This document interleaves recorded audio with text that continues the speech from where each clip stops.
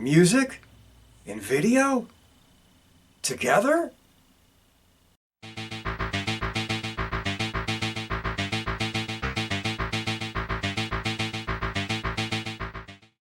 Hey everybody, today I'm going to look at my top 10 music videos of all times. And again, when I say something like that, I mean it is basically just my favorite videos to look at. I'm not saying it's the greatest group of songs I've ever heard. I'm not saying it's the best songs these people have ever written. I'm just saying the music videos for these songs, for whatever reason, the editing, the lighting, the storytelling, to me are my favorites. And the best part is when you guys in the comments below let me know yours.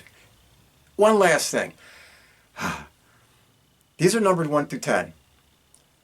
There is no real 1 through 10. It's just 10 videos that I wrote down. There is one that is number 1, but really, all the guys can just take flopping around the positions. It doesn't make a difference. It is what it is. Let's get rolling. Number 10, I don't know if it's because the classroom looks just like the classroom I had when I was in elementary school, or even the hallway looks like the hallway of the building I went to in elementary school, but Centerfold by the J. Geils Band is one of my favorite music videos ever. It's just the lighting, the softness to it, the retro looking environment, which wasn't retro when they filmed it. I mean, that's kind of what we did. But it's just a cool music video. It's happy, it's lighthearted, you have all the good looking girls, you got a lot of fog and mist in the hallway. Almost makes it seem like it's a dream that's taking place. Like it's not really happening. It's him reflecting and dreaming about what's happening.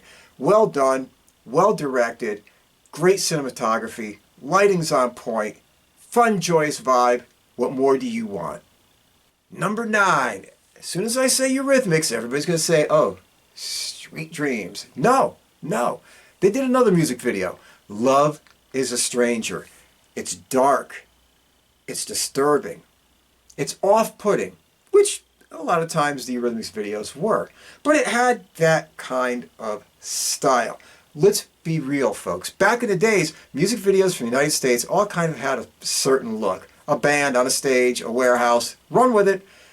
Over in Europe, they were making the coolest looking music videos. They looked like Hammer flicks or something. They were just more of a story, more theatrical, and they were better. Yeah, we caught up over here really quick, but in the beginning, you got what you got. And the Eurythmics' Love is a Stranger is a great example of that. It's really, really off-putting. When you see Annie Lennox do the whole rip off the wig and reveal the whole other side of herself, it's just one of those music videos that when you see it, it grabs you and you say to yourself, what the hell did I just watch? All right, number 8. This is a video I have played so many times. I love the song too, but this is a song and a video I have played so many times that when I put it on, my wife kind of, that kind of thing. With that look of, again? Really, again? Yes, again. We are talking about Wall of Voodoo's Mexican Radio. What? If any video can keep me... I probably watched this music video actually more than any other music video in the history of mankind. I just think it's brilliant. The way it's them filming a video within a video, mixed in with all this cool behind the scenes, or not behind the scenes, I guess, just video of them wandering around whatever Mexican town they happen to be in, and the way that it shifts color palette when you see them. It's got, you know, these reds and these kind of hue over everything when they're playing live for the camera. But then when you see them in Mexico, everything's washed out and sun-baked, and it's just like almost black and white, for God's sakes, because they diffused it so much. Such a great video, edited well, cut well, and with that bizarre, weird, freaky sense of humor that only Wall of Voodoo could provide to you. So, there you go. Number 7. It's not the most amazing video. It doesn't have the most going on, let's be honest. But for some reason, there is a vibe in Gary Numan's Cars that you cannot escape. I shit you not. Maybe it's the sterility of his vocals mixed in with the cold blank stare that he usually gives about 87 times to the music video. Maybe it's the all black set just lit up with those neon lights on occasion that give us this almost mechanical, factory, industrial, slightly nightclubish finish, feeling, whatever, if you will. It has a vibe, and that vibe works perfectly with that song. I mean, they go hand in hand. How many times have you heard Cars and all of a sudden you just see that side view of Gary Newman? You know what I mean? With the sharp-looking suit and the whole shit that he's wearing. It's one of those things. You know you love it as soon as you see it. As soon as you hear it, you're like, I'm in. So, it's the perfect mating between music and video smashed together to really launch off a genre of music that, although he didn't create, he was one of the early pioneers. Number 6. Remember how I was telling you about European videos and how they were like little mini movies and little stories that you could watch and follow? Well, if you want film noir, if you want something that feels like you've just been dragged into a 1940s kind of motion picture, there is nothing that will come close to Don't You Want Me by the Human League. Not even close. You would watch it. It was literally a 3.5-minute motion picture, which oddly again took place on a motion picture surrounding and set that was supposed to be taking place in. But nonetheless, you could almost pull the music out of that video and you have a little teeny movie. Expertly shot. The cinematography of it is brilliant. The way that they would do the close-ups of the singers' faces, almost looking right at you, doing the, and staring at you as they're pleading their case to a degree about why he should still be there and why she should go on her own. It is a great little motion picture, so well crafted that it just, I don't know, it captivates you and it makes you watch it over and over again. Everybody loved the song. That's a given. Everybody remembers it. That's a given. But everybody remembers that music video too. It's just one of those things that's burnt into our psyche. Plain and simple. Number 5. Whoa. By one of the biggest bands that just gave up and left way too early. We are talking about the Police's Every Little Thing She Does Is Magic. Here we go. Here the hell we go. Perfect cinematography. How many times have you seen that thing where you just see Sting silhouetted and the light is just hitting the end of his hair as it glows around him? I mean, talk about getting a director and a cinematographer that knows how to instantly make a rock star look cool on screen in seconds without anything needing to be done or to be said. It's just awesome. And it shows the playful, whimsical side of the band in the studio, jumping around, acting like idiots, all that kind of shit. Only as it marches on to be met with the band outside with all the locals, I think they were in Jamaica, playing this, I could be wrong about that, playing this music with everybody around. The band you can see is having a great time. The locals you can see is having a great time. And they're doing it from the back of a friggin' pickup truck. How cool is that? How is that to take rock stars on a world proportion and drop them into like a backyard neighborhood blowout and have it look cool? Every Little Thing She Does Is Magic is a great song, we all know. But the video that goes with it should never be forgotten. It is a classic. Number 4. Woo! Please roll with me. Talk about a movie. It's a movie. We are talking about Golden Earring's Twilight Zone. Yes, again, that detective noir, not really filmed exactly with the lighting of some noirs, but it's a detective noir story played out in front of a really cool song that, by the way, please watch the unrated version they've seen in the European market. There's nudity in it, there's all kinds of shit going on, but it's just a little bit cooler than the ones that everybody in the USA got on MTV back in the day. It's just a little bit more fleshed out. Where you're watching, you're like, oh shit, I didn't know you could do that in a video. It's not. It's what you would do in a movie, and that's why it is in this video. The story is cool. The band looks cool. And who can forget those 3 dancers that come in during the interrogation scene? I mean, they were taking them on the road with them live, for Christ's sakes. It was such an impactful vision. So, Golden Earring's Twilight Zone. A movie that almost doesn't need music to it for you to follow it. Well done. The band even acts really well in it. And then you have those dancers coming in that just kicks it over the top. Twilight Zone, one of the greats. Number 3. Again, it could have been anywhere on this list. But if you want a little bit of West Side Story mixed in here with your life, a little bit of theatrical play, we are talking about Rosanna by Toto. Come on, everybody remembers that video. It had the hotter than all hell Cynthia Rhodes. You remember her. She was in Runaway and Dirty Dancing, dancing around, looking, slamming on this little obvious movie set. You know it's not a real street. They don't try to make it look like a real street. But the band is behind those fences and they're in there playing. Come on. They looked cooler than shit back there doing that. And then you had the whole part at the end with the cool breakdown. And of all people, Patrick Swayze pops up as one of the dude dancers in the background doing the whole West Side Story ripoff type of thing.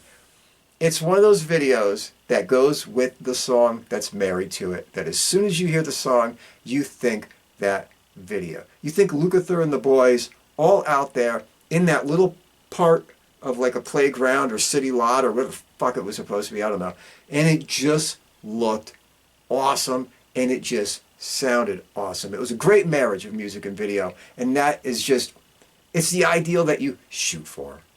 At number 2, and really, I mean, there's a couple I probably would have put ahead of this now that I think about it in retrospect. But again, 2 through 10, blah, is what it is. Who was not captivated by Little Shock the Monkey by Peter Gabriel back in the day? That video was awesome. It was off-putting. It was weird. It was odd. With all the lights coming through some of the boards and everything behind him, it had an incredible Blade Runner feel to it, to a degree. Not the pretty Blade Runner that we all see of, like, you know, the neon and everything compacted. But remember at the end of Blade Runner when he's running around from Roy Batty and he's on the top of the building, the Bradbury building, he's running around, you just seen lights coming through windows for no goddamn reason. You just seen shadows and shit pass in front of him for no goddamn reason. It was one of those kind of moments. This video looked cool. The song was goddamn bizarre. The music video was bizarre. And then Gabriel coming out with his face all painted up white with the shit all over him in the suit. It just made a statement. It hit you right in the face and said, bam, here it is. And you watched it and you loved it. Shock the Monkey, one of the all-time classics. Now before we get to number 1, I want to throw in some honorable mentions that really could have been anywhere in the top 10 themselves. But as I was writing shit down, this is just where they wound up as my add-ons instead of on the list. But they could be filtered in, they could be filtered out. And plus it looks cooler than saying my top 14 videos. If you just say 10 and you throw in some honorable mentions. Is what it is. We're talking about things like Ashes to Ashes by David Bowie. Again, another odd, bizarre, weird music video. And with that almost like, you know, I can't remember the word, but like almost that negative effect, that whole over-saturated look of the purples and the blues. It was striking, it was weird, it was odd, and it was just a cool music video to watch. Who can forget White Wedding by Billy Idol? Talk about a music video that almost took a guy and just framed him as this is going to be your rock star guy. He's on the motorcycle. He's got the spiked goddamn hair. You got the 3 hot dancers in leather. It's in a church, and who doesn't love when you mix rock and roll and religion in kind of an off way? It just looked better than anything. The White Wedding video framed you Billy Idol, gave you Billy Idol, and after that you're saying, this dude's cool. I don't know who this guy is. I don't know if he like fucking drinks blood at night. But when you're like 10, 11 years old, you're like, this video is the shit. Who could forget? Hold Me. What? Yes, Fleetwood Mac. Them all wandering around the desert. I know, but the cinematography, it's just framed beautifully. It looks great. Stevie Nicks on that like lounge couch or something out in the middle of the goddamn desert. What? You shitting me? And when I was a kid, I kept thinking to myself, who are these old people making rock and roll? Why are they out there? I know. I was young. Whatever. It is what it is. But when you're like, 11, 12 years old and people are out in the desert and they all look like they're in their 40s, you're like, really? But it is what it is. Didn't question it. Loved it. Video looked great. All the Broken Mirror stuff looked phenomenal. Hold Me is a great video. Let's just chuck in Beds Are Burning too by Midnight Oil. Come on, since we're on the desert theme, it'll talk about it too. We're talking about how cool that thing looked, the vibe it had. And then at the end of it, when they are in with the local indigenous Aborigine people and they're all singing and dancing around and all that kind of stuff, the reds in that magic hour lighting was just amazing. It looked great. It had a celebratory, almost whatever type of vibe to it. Beds Are Burning. Great video. Should not be overlooked. Get out there and watch it if you haven't seen it, but I'm sure you already have. And finally, one more honorable mention. We're talking about, remember how I said earlier how a lot of American bands would just do a video where it's like them in a warehouse on a stage playing? The only band that made it look great, the only band, Tom Petty and the Heartbreakers, Woman in Love. Whoa. Shot in black and white. You know I'm a sucker for everything shot in black and white. The shades, the lighting, everything was on point. And forget the fact that it was a great song with easily one of Tom Petty's best vocal performances ever. The way he would sing every goddamn line, and he would start off really soft and get louder and then really soft like he was in desperation. Everything about it is... I'm not going to get too much into the song. We'll save that shit for a different video. One of the all-time great mixing of a perfect song in a perfect, simple, but elaborately filmed video. Okay, number one. Let's do this. Let's do this fast. We are talking about, in my mind, the greatest filmed video of all time. Woohoo! What? Rod Stewart's Young Turks. No shit. Look it up. It had everything. It had a movie story, you know what I mean, with the young couple breaking away, running away, becoming free. The freedom in the breaking loose of everything is shown in the dancers that are mixed in with the story of just these, you know, young people running through the streets, dancing up and down. They're like, hey, we're free, we're doing our kind of thing. And you get the story about these kids breaking loose, breaking free, taking on the world with nothing going on. And what makes this video so amazing is two things. One, the location shooting in it. The locations are beautiful. The locations are stunning. It truly is the city life. You see it, you feel it. It is what it is. You love it. Number two, it is, of all the videos ever, the best magic hour video that's ever been filmed. And when I say magic hour, you know what I mean. There's 2 times a day to film good looking shit. One is when the sun's coming up. 2 is when the sun's going down. And this this music video is beautiful. You watch it. It is just stunning to look at. I know there's a couple parts in there like where I could see they're using filters to even accentuate it more and make it blend more. Like there's one part where you see the street and the hill. You could say, oh, they got a pink filter above the lens just to balance stuff out. But 95% of it is just magic hour shooting. Great weird angles, a lot of up shots. Rod Stewart looking badder than fucking shit with the hair glowing and the goddamn midnight, or well, probably 7:30 p.m. sun hitting behind him. Young Turks is, to me, always has been, always will be. I know you're thinking to yourself, what, no Thriller, no November Rain, no. To me,